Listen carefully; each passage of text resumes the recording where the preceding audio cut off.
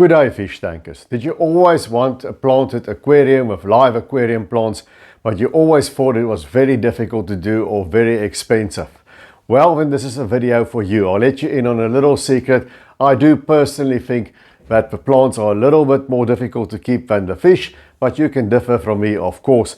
But it need not be an absolute headache or break the bank. Here is a couple of misconceptions that people have about keeping a planted tank. Let's take the plunge.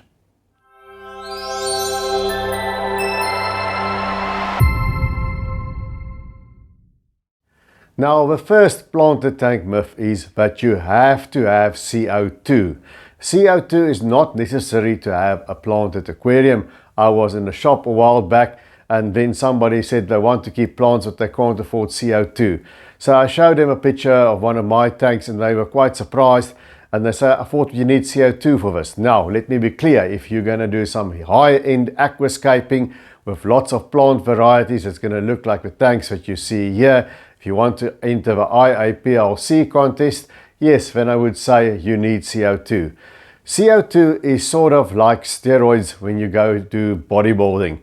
You can go to the gym and you can just eat well and you can lift weights and you will build your muscles. But if you take steroids, of course, they are going to grow faster. But that doesn't mean you need them to build muscle. The same with CO2.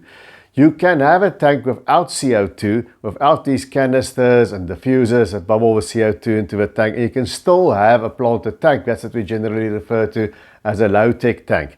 Now, it will not grow a variety of plants as quick as it will if you have CO2, but here is what I think is my best low-tech tank that I've had, and that took a couple of years to get to that standard. So you can do it without CO2, you just have to use certain kind of plants. Some plants are easier than others. There will be a video linked at the end of this video in one of the end screens that'll explain to you what plants you can use in a setup like that. So yes, CO2 helps tremendously. It's much quicker, grows a wider variety of plants, but it's not necessary to have a planted tank like the one behind me. It does not have CO2.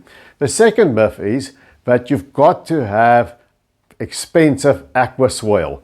Now, that's also not necessary. Aqua soil is an active substrate because it contains nutrients and it absorbs stuff from the water as well. Certainly works very well for a planted tank, but it is very expensive.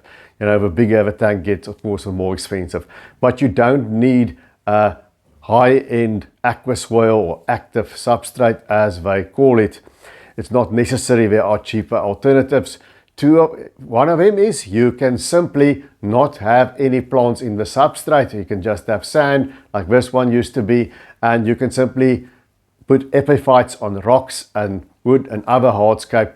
I used to have this tank with just pool filter sand in the bottom and only Java fern. So that's one way you can get around it. The other way is you can use a dirted substrate. So the food is simply the same things that you use for your terrestrial plants with some modifications.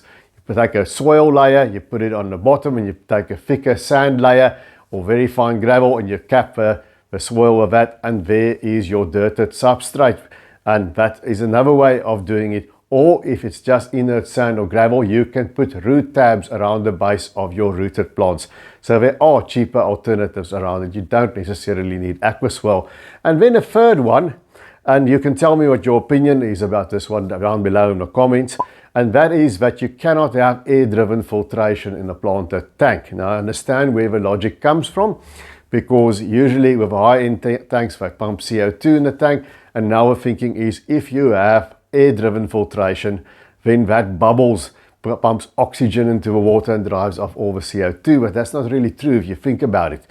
These bubbles come from an air pump, and what does the air pump pump? It pumps air out of the atmosphere, and air contains CO2 as well as oxygen and other things. So it just pumps air into the water, that starts circulation. Some of it dissolves, but mostly it agitates the surface and it causes aeration. It does not necessarily drive off all the CO2 or just change it to oxygen. It just aerates the water with both CO2 and oxygen. So now you can have a sponge filter in your planted tank. I have in all of mine, but you don't have to either. For years I didn't have any air-driven filtration. I don't really like the look of bubbles. it came when we had these intermittent power breaks in South Africa called load shedding, which is now temporarily, I think, a thing of the past. But that's why I used it, because it's easy to hook up to an AC/DC air pump, and then it just stayed. So all my low-tech tanks have some air-driven filtration. It can do without it as well, but that won't necessarily kill your plants. I will say though, that if you are injecting CO2 to have air-driven filtration then, or an air stone, except at night when the CO2 is off maybe, is sort of counterproductive. You know, it won't make your CO2 injection then work optimally. So if you have that in your tank, then I wouldn't use air-driven filtration. But in a low-tech setup like this, as long as it doesn't look like a jacuzzi or a waterfall, it's perfectly fine. So I hope I dispelled those 3 myths of planted aquariums, and maybe you can consider it now, that you don't have to buy all the expensive CO2 and stuff. It's nice to have, but you can have a decent planted tank without that. Well, that's it from me, fish tankers. Please remember to hit that subscribe button. It helps the channel greatly, doesn't cost you a thing. And until we see each other again, take good care of those domestic denizens of the deep.